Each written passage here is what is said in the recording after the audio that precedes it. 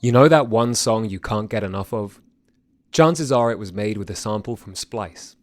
Explore top packs made by your favorite producers, sketch out song ideas in seconds with Create Mode, and dive into a sample catalog that's so deep, it's dangerous.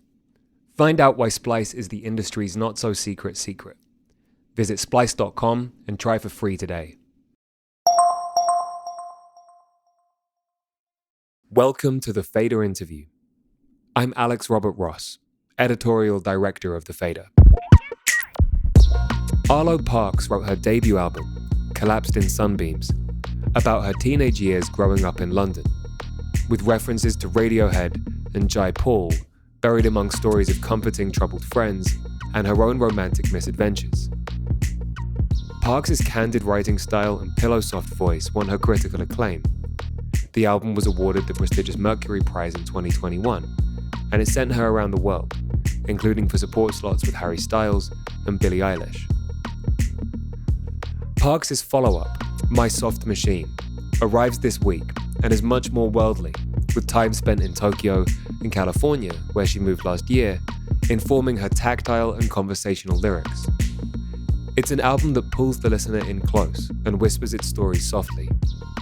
Among them are tales of relationships that veer from effortless and unconditional to ugly and transactional.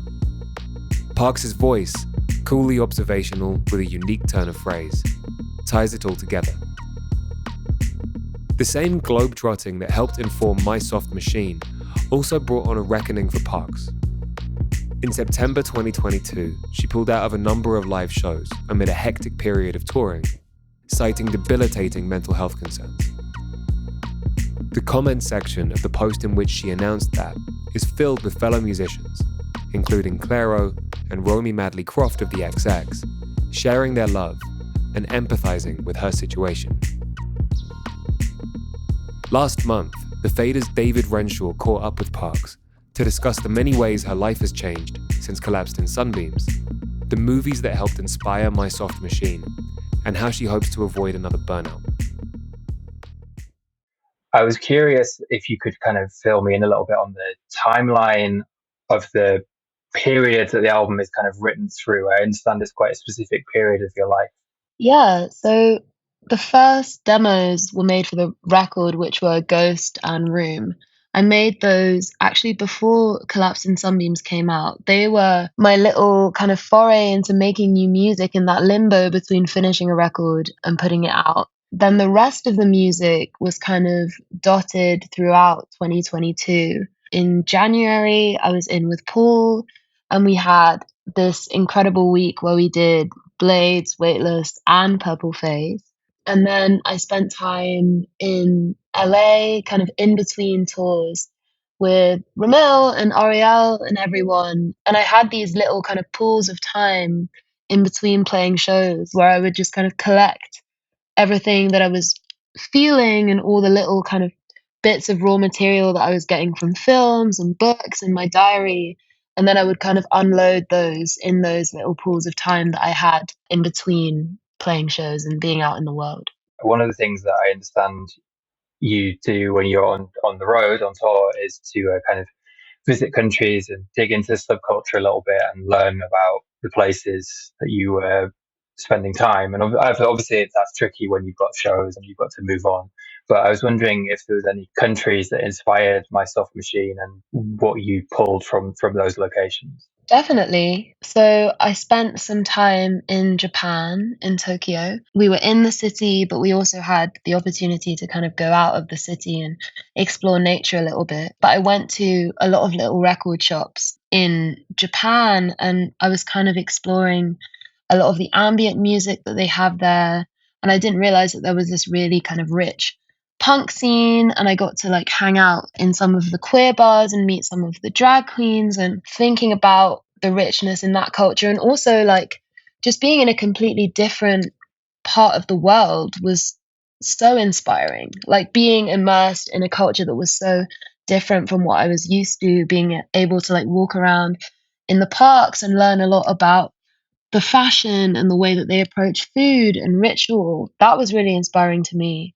And then also spending time in America, like being in Seattle and thinking about Sub Pop, thinking about Nirvana and Mudhoney, and also like some of the more current bands that they've signed, I guess, like Wise Blood, Father John Misty, spending time in Chicago and thinking about like the birth of house music and the dance culture there, being in Berlin, thinking a lot about techno and clubs like Berghain and the way that that music makes people move. So there were so many different corners of the world that inspired me. And then, of course, being in California, you know, thinking about the songwriters in Laurel Canyon, like listening to Joni Mitchell whilst driving around in that part of the city and thinking about the rich history of Hollywood and filmmaking and script writing and art that there is in that city. And also just being among a lot of the people who are really pushing music forward and spending time in the nature as well, spending time in the desert, spending time in the mountains, reading Joan Didion whilst in California. Like, I feel like each place that I went to, I was kind of doing a little bit of digging. And does the album feel bigger to you as a result, as opposed to the debut, which is obviously from your kind of teenage years in growing up in London? Yeah, definitely. You know, it feels bigger also in the way that I was very much out in the world. For the first record, it was quite an insular process. I was in London, it was during the pandemic. I was kind of going back into the past in order to find things to write about, essentially, like thinking about those formative years, thinking about those parties, thinking about those relationships, those conversations, those summers spent in the park, thinking about like coming of age. And then with this record, especially as I was looking more inwards and less from a kind of character perspective. And I was actually in the room with people like playing drums, banging on synths, resetting tape machines, having the ability to experiment and play and be a student of other people's processes. And also making the decision to be a lot more involved in the production and bringing in references that I've always loved but haven't quite yet put into my music. So it definitely feels a lot bigger, and I'm very much telling my truth, I think, rather than the truth that I'm observing in others. So yeah, it feels bigger. It feels different, you know? I'm glad you mentioned the production there, because obviously you've worked with some great producers on this album, but also you've put your own production in there for the first time, I believe. Could you talk me a little bit through your process of becoming a producer and what you want to bring to your own music from the production side? Yeah, so I kind of started off as a producer just because I didn't really know how else to make music. Like, I was under the naive impression that everyone who makes music produces and writes it themselves, which was kind of a good way to start off in music, because I was like, okay, I guess I'm going to have to teach myself. So I was on YouTube figuring out GarageBand, understanding what EQing meant, but I didn't really have that much technique, which actually served me well because, for example, I didn't know that you could comp a vocal, that you could like pick different bits from takes and make a new take. So I was like, well, I have to sing the song perfectly from start to finish. And then when I was trying to do doubles of a vocal take, I'd be like, well, I have to do it perfectly because I don't know how to change it afterwards. So it meant that like I had these interesting little ways of getting around like not having very many resources that I then applied to making this record.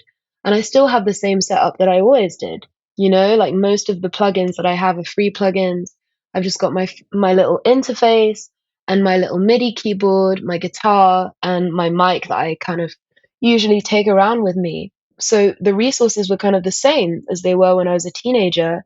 And that was inspiring because it was like, how much can I make with this? Thinking about, you know, Steve Lacy producing on his iPhone, like, I think there's something about having quite a minimal setup that allows you to be truly creative. And I think in general, with the production of the record, I wanted it to be maybe just have a little bit more contrast. You know, I think with Collapsed in Sunbeams, there was this kind of warm, mid-tempo minimalism. With this album, I wanted there to be a sense of urgency. You know, I wanted the abrasiveness of those guitars in Devotion. Like, I wanted that kind of crescendoing middle A in Room that like reminded me of exit music for a film or something. Like, I think I wanted there to be more ebbs and flows while still retaining that sense of warmth. So that was kind of my ethos going into the production of the album. Weightless is the first song that we heard from the album. It's written about a relationship that you describe in these quite attritional terms, almost like the love was being rationed out in this relationship. I was wondering if you could kind of tell me a little bit about the backdrop to that song, the story behind it, and where it came from. Yeah, so in terms of like the approach to the song in general, I was reading a lot of Annie Ernaux books and thinking about like the sparsity with which she writes. She very much writes in quite like a factual, unsentimental way with these little glimmers of poetry dotted within the writing. And it inspired me to kind of write it in that very brutally honest way, you know, like I'm keeping wool over my eyes, like watching like your deltoid flex as you cough on the phone, like actually thinking about what happened and talking about what happened in a way that felt very vulnerable because it wasn't kind of veiled behind poetry and fragments and hiding behind poetry. It was very much real. And I guess the topic of the song is very much about, it's not necessarily romantic. It could be about a parent or a friend or just somebody that you're very close to.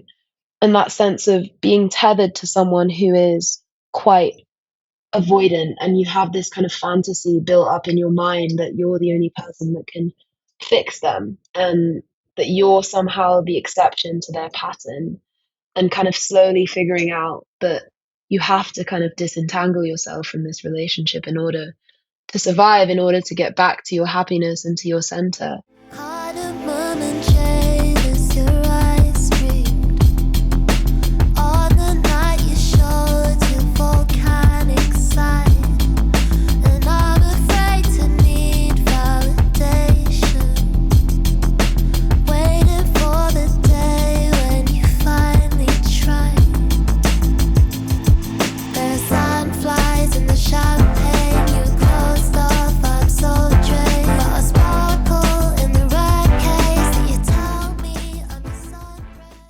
Impurities kind of feels like the opposite of that. It's about an abundance of love and affection. Is that a journey you've kind of gone on between the two albums, from where you were at when Collapsed In Sunbeams was made to now with My Soft Machine, where you're removing yourself from situations like Weightless and seeking out the kind of impurities people and put them in your life? Rather than being a journey between Collapsed In Sunbeams and My Soft Machine, I feel like that's kind of a lifelong journey. Like, I feel like there's never really a point that we reach where we have perfect, healthy balance in terms of every single relationship in our lives.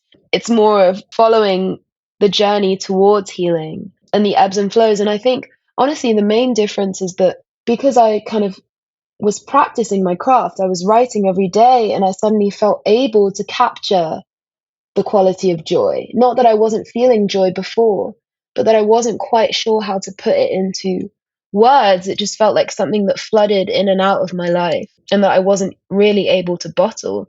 With this record, you know, and the trust that I felt when it came to my collaborators, I was really able to bottle that feeling, to bottle the feeling of joy and feeling held, feeling special, feeling radiant, feeling like what I have to say is important, and people that make you feel good and that make you feel like you can move past things that you thought would be permanent obstacles. So it's definitely like, I'm just so glad that there are those moments of joy in this record. When you embrace all my impurities, when you embrace all my impurities, when you embrace all my impurities, and I feel clean again.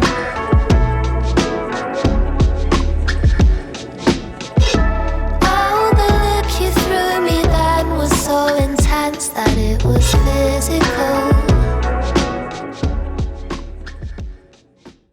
So the album title, My Soft Machine, is named after a quote from The Souvenir, the movie. One of the characters expresses the appeal of film and cinema by saying, "We don't want to see life as it's played out. We want to see life as it is experienced in this soft machine." I was curious if you kind of felt that music is a soft machine too, and if that's the case, whether there is a difference between making it and listening to it. That's interesting. I guess I always kind of viewed the soft machine as like the body and as the like lens through which life is filtered through.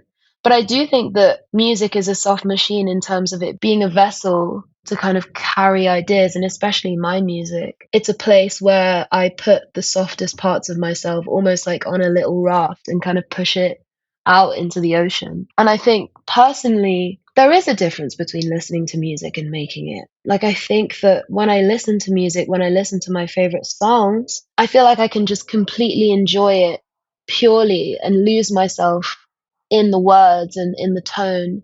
But when I'm making music, it feels more like I'm just like I'm building a structure. Like I have this moment of inspiration and I can like picture like the architecture of the house. I can picture what color rug I want in it. I can picture like how many doors there are and how it feels to like walk from the kitchen to the hallway. But I have to actually sit down and construct this thing. It's a lot more effortful than me sitting down and listening to Either Or by Elliott Smith. It's very much more of like an arduous process, but the joy that I feel in doing that is like, I don't know, it's the best feeling in the world to me. Are there any other kind of movie references or influences on the record? I know that there's kind of a nods to Gus Van Sant and Juliette Binoche on Impurities, for example. Yeah, I mean, especially, I mean, Gus Van Sant, I was actually reading his book. There's this book that was written that kind of like tracks his creative journey, just like from the very first movie that he directed, kind of all the way through. And I guess this isn't a film in itself, it's more, you know, about the director, but even tracing his journey and the fact that he's had such a long career that, you know, has had moments of massive commercial success when you think about, you know, something like Good Will Hunting, but then there are moments where he goes into like, I don't know, making a film like Jerry, for example, which is very much like his own personal creative venture. And it's like quite abstract, these two best friends in the desert. And I think for me, it was really inspiring to be like, okay, if I want to make music and I want to do it for a long time, all I can do is trust the instinct that I have now. And naturally, people are going to like certain albums that I make more or less than others, and that's just kind of how it's going to be. And that was really inspiring to me. But in terms of specific films, I loved watching Parallel Mothers and Talk to Her, the Almodovar movies. I loved watching the Lanthimos movies again, Dogtooth, Killing of a Sacred Deer. I loved watching also the short film. I think it's La Voz Humana. I don't know what it is in English, but that short film with Tilda Swinton where she's going through this breakup in this really like vibrant, surreal home, and she's kind of waiting and waiting for this person who's left her life. But yeah, I always have gravitated towards films that feel like they're just about humans and how valuable they are and how capable of beautiful things and terrible things they are. So I feel like that bleeds into all the films that I've referenced. One of the things that I've read you kind of say you learned through the process of making My Soft Machine is a degree of patience. I wondered if you could kind of elaborate on that and tell me why, basically. Why did you need to be patient making this album? I think because of the ambition of the record and the fact that I wanted to really craft something, I wanted to sculpt something rather than just like trusting an impulse and kind of leaving it as that. I wanted to really craft a landscape. I wanted to build a world. And a lot of that is about, you know, writing a song. Like I usually pretty much always have the lyrics and the melody, but sometimes it's only, you know, over a piano and drums. And you have to be patient when you think about the treatment of the music. Like you have to let it reveal itself to you slowly, like what it's meant to be in its final form. And I think I just had to learn patience. Like some things do just take time and you can't force it. And when it comes to figuring out like what a song needs to be, sometimes you do just have to step away. And when you care about something a lot, it's really hard to do that. Like it's really hard to just leave something alone and trust the process. But that's something that I felt like I had to learn. Off the back of Collapsed In Sunbeams, you were playing a lot, you were touring a lot. Specifically, you were doing some quite big shows, support slots for the likes of Harry Styles, Billie Eilish, Florence and the Machine, these kind of arena stadium dates. Does the scale of those venues make its way into the thinking about new music? You wouldn't have written the first album thinking this needs to fill a stadium, but now that must at least cross your mind. I think that it's less about filling a stadium, but it's more about like if in a moment I'm like, okay, I want to make something that's going to make people dance, and I almost like picture how certain sounds would make people move and be like, okay, if I were in a crowd, what would make me dance? Like if I were a fan, how would this snare sound make me feel? How would this chorus make me feel? Does it feel euphoric? Does it feel like it should actually drop in pace? Is that more intense? Like almost me thinking from the perspective of a fan. But I do think, when it comes to quote unquote big songs, I feel like they're never made by thinking, okay, I'm going to make a big song. I'm going to make a stadium anthem. Like that's never going to make anything that's particularly stadium worthy. So I tried to shy away from making something that I felt everyone would like. You talk about that need to, or desire to kind of change dynamics and throw different textures into the new album. And one of the tracks that really feels like you achieved that is Blades. Talking for hours on the gravel, letting our backs burn. Walking to boxes, linking pinkies, wearing matching pearl. And now I'm struggling and choking up without the words. Hope you know that I just don't know what to do. 'Cause I only wanna be with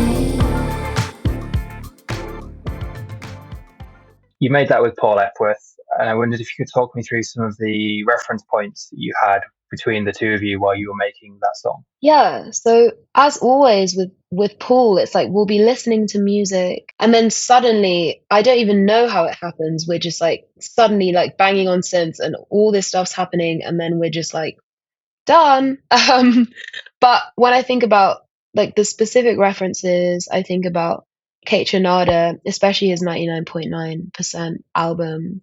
Songs like Got It Good, songs like Weight Off, songs like Glowed Up. I think about this song called Shimmer by Fabiana Palladino, which is like part of the Paul Institute. She's on the Paul Institute record label that J. Paul and AK have. And I was also thinking about like unconventional disco music, like Come Away with ESG by ESG, or like, Arthur Russell's Loose Joint stuff. I was like, how can I make something that's going to make people dance, but still feels a little bit off kilter? So that was kind of the aim with that one.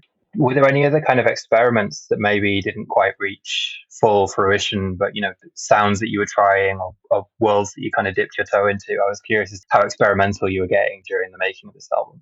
Yeah, no, like I was kind of going in all directions. Like I made things that felt completely ambient. I made things that felt kind of like garagey or like dance music. I made like a lot of kind of acoustic, like more folky music, because I felt like I almost just had to be consistent in trying. Like I had to keep trying things and to kind of like get myself away from the fear of creating something that wasn't good, because that's not really the point. It's just about trying and trying and trying. My friend described it as like, those little like lightning conductors at the top of like tall buildings. And it's like you go and you just like put your little thing up, and sometimes lightning doesn't strike, or sometimes lightning strikes in the wrong way, but then sometimes it's perfect, and you just have to keep trying every day. So that was very much my approach with this record. You say you had to kind of get over that fear of failure, essentially, or something not quite working. Was that something initially that you were dealing with, that kind of being scared to get going almost? I don't know if I was ever scared to get going, just because making music is so like natural to me. It's so intuitive. But I think that every time you make a good song, there is that fear that that's the last good song you'll ever make. I think that's just the kind of constant fear. But it's always exciting to start and also be like, this is a blank slate. Like I can actually make anything. There's something so freeing in that. And not feeling like there's some kind of box or expectation that I had to slot into. I think if I felt that, maybe it would have been difficult to start, but I didn't feel that at all. So there was almost this kind of like teenage excitement, like I was just with all my friends in a garage, like just piecing stuff together and being in some like massive weird band or something. That's kind of how it felt. And is there a song on the album that feels particularly pivotal to the overall feeling of the album, like a cornerstone track? Is it, that kind of real, this is the one moment? I think there are a couple for different reasons. The one that comes to mind is Devotion, just because it's a song that kind of happened by accident and that made me feel like, okay, there are really no bounds to what this record can be. Like, I can make something heavier, I can make something that honors my love of like songs like Debaser by the Pixies or the Breeders or Smashing Pumpkins or Deftones. Like, I can bring that into my music. And that for me just kind of blitzed any kind of sense that I thought I had of the record and was just like completely freeing. Yeah, I can definitely hear that kind of influence coming through on that song in particular. You have this kind of almost encyclopedic knowledge of music. It feels like I can't recall song titles in the way you can. So clearly, do you have any musical blind spots? Do you have like a list of things that you're eventually going to check out, but you haven't quite got to yet? Oh, musical blind spots. That's really interesting. There's definitely an era of music that I have no idea about. I like some people will reference it. I think it's like 2007 to like 2012 or like something like that where I'm just like I people will reference things and I have absolutely no clue. But in terms of albums, I haven't actually okay, I'm a massive Sufjan Stevens fan.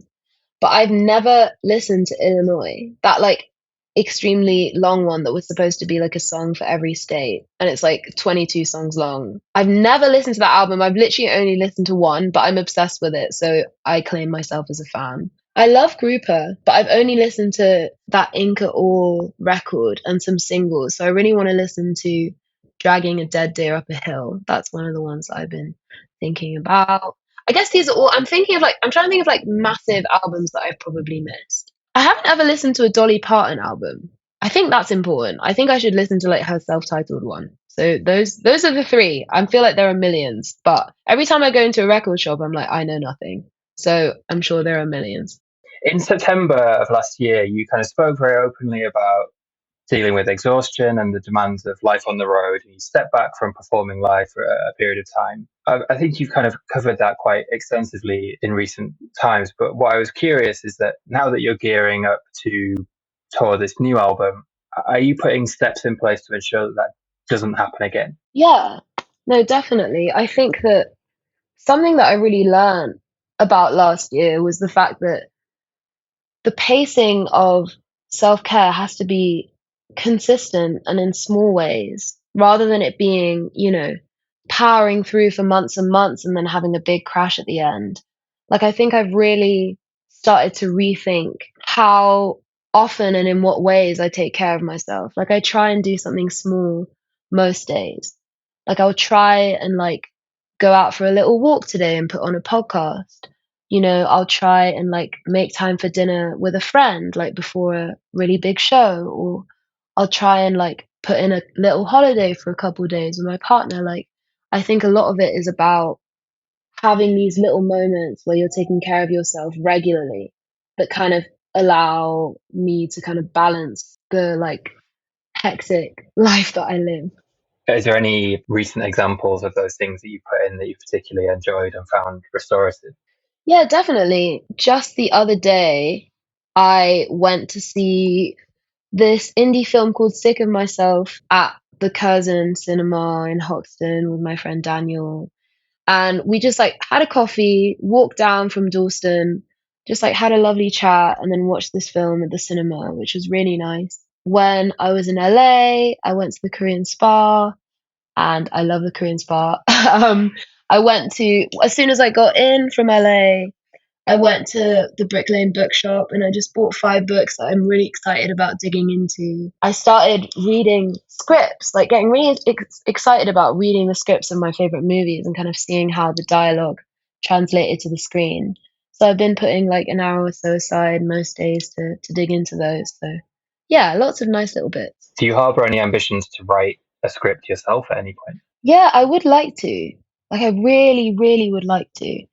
I guess my main thing about like anything that I throw myself into is that I need to be like completely committed to doing it and like have enough creative space to do it. But I really want to one day. The same with like writing a novel. I'd love to do that, but I feel like I'd really need to like hole up somewhere in upstate New York with a typewriter and like go full writer mode, like full feral writer mode. That's what I need to do.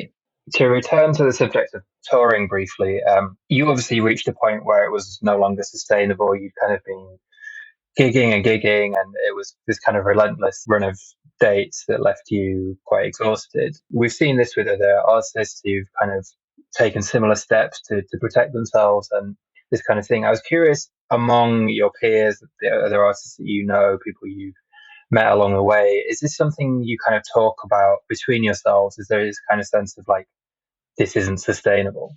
I feel like there's definitely a support system among artists in terms of like checking in with one another, and like if somebody post tour dates, it's like, oh, like this looks like a lot. Like, how are you feeling about this? And like there is this sense of like everyone does take care of one another, which is really, really nice. And I feel like even just having this like big pool of wisdom where it's like, okay, I'm like struggling to like eat right on tour, I'm struggling to sleep, this is making me feel anxious. And everyone is kind of able to talk to one another about it, which is really nice. Have you found that you're now able to pass on some of that advice to newer artists or people who are kind of fresher than you are, having done a full album and onto the second? Do you know what I mean? Like you're no longer the newbie, you're the next rung up. Is that something that's changed for you?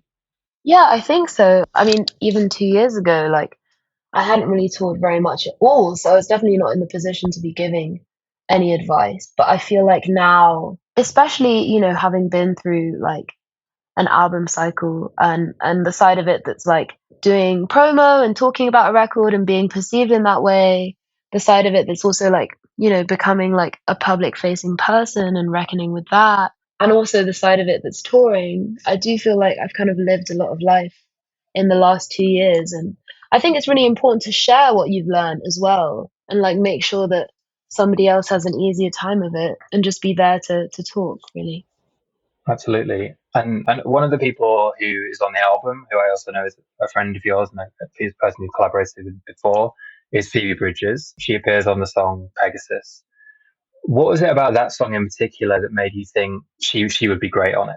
I think that song in particular, there's a sense of like melancholy, but with like a tinge of sweetness.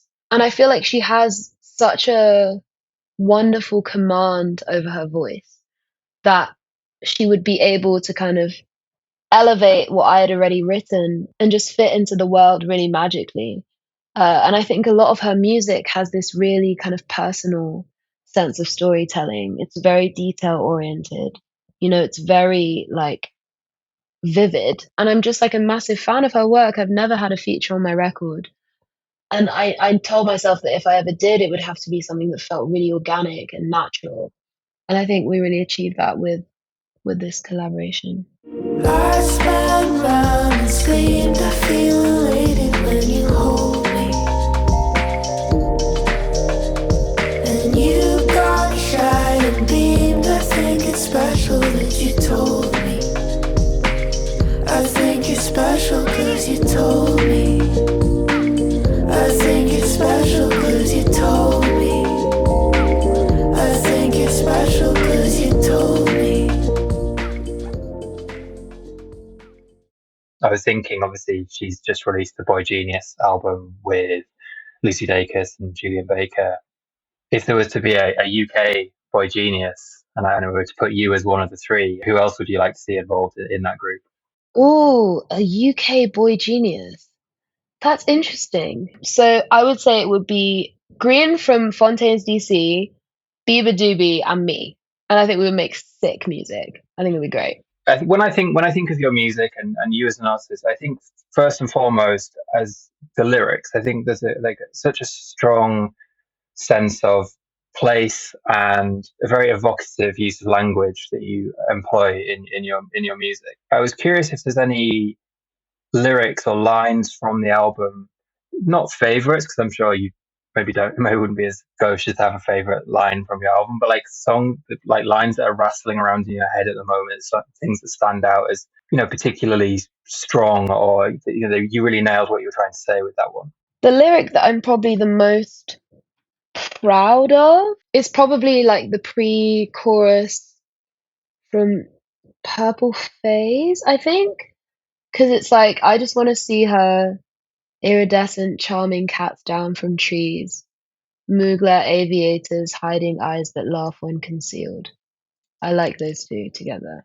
And just the image of like someone's eyes laughing behind their sunglasses and like someone having like the power to be trusted by animals and like just the good at the center of a person that's being clouded by addiction and mental health problems. I feel like it captures it well. And I like the way that the rhymes kind of weave in and out of one another. I like it. Collapsed In Sunbeams was so successful. It kind of won the Mercury Prize, propels you onto this platform that I'm sure maybe you never imagined was possible. Outside of the commercial and numbers, which obviously are not interesting or worth kind of getting bogged down in, what does success for this new album look like to you?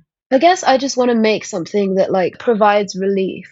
Like I remember putting out Black Dog and having this really strong sense that I put out something that was helping people and something that people were like carrying through their lives and that kind of was almost like a time capsule for a certain point in their journey. And I guess it would be that. I guess it would be something that kind of cements the fact that I am able to make music and be creative for my job for the rest of my life. I want to feel that certainty when it comes to that. Hopefully it's something that also like I don't know, allows me to collaborate with people who I've always dreamt of collaborating with, just like creating a little ripple effect.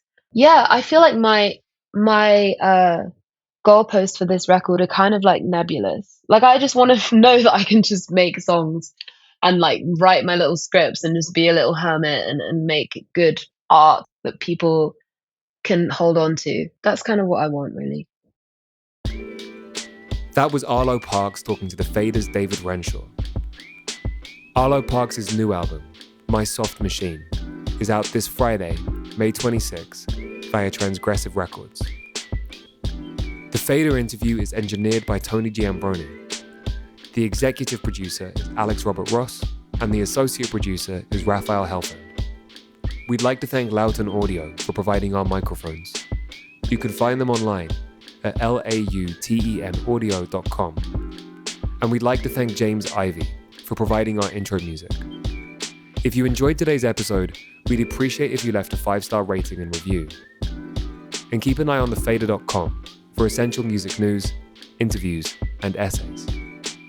We'll be back soon with another episode of The Fader Interview. Goodbye until then.